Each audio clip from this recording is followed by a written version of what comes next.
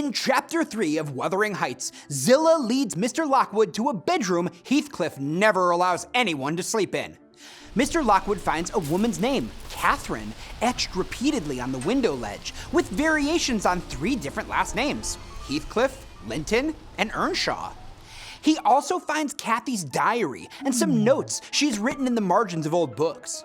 In the diary, Cathy writes about her childhood with Heathcliff. She details her brother Hindley's domineering mistreatment of them. He was especially hard on Heathcliff. And the servant Joseph's insistence on force-feeding them readings from the Bible. She describes how Heathcliff is waiting to sneak out at night to the moors with her as soon as she finishes writing in her diary. After reading, Mr. Lockwood falls asleep and has 2 terrible nightmares. In the first, Joseph takes Lockwood past the Gimmerton Chapel, which is run down and lacks clergymen. A famous preacher preaches to a full congregation. Bored by the sermon, Mr. Lockwood pinches and pricks himself to stay awake, and a sudden inspiration seizes him to denounce the preacher.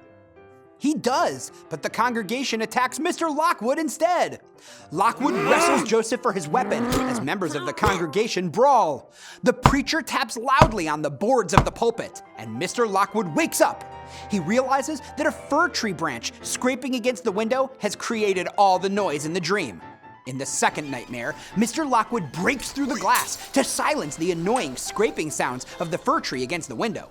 But instead of a tree branch, Mr. Lockwood's fingers closed on the fingers of an ice-cold hand. He hears a voice sobbing, "Let me in, let me in!" The ghost tells him she is Catherine Linton. The ghost refuses to let go, and when she finally does, Mr. Lockwood piles books against the window, closes his eyes in terror, and soon wakes up screaming. Heathcliff enters the bedroom, finding Lockwood sleeping there. He threatens to kick Zillah out of the house for defying him. Mr. Lockwood tells Heathcliff about the dream and refers to Cathy as a little fiend and a wicked little soul. Heathcliff is enraged.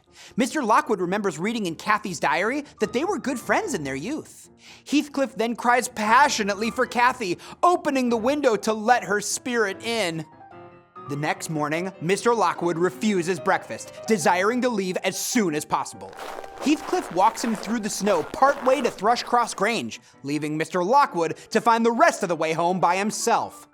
Sinking in snowdrifts up to his neck and losing his way several times, he eventually arrives soaking wet and exhausted.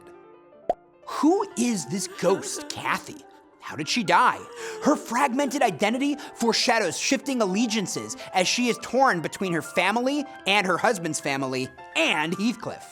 Cathy's ghost, a child, adds another gothic dimension to this story, suggesting how deeply events in the novel are rooted in a traumatic past.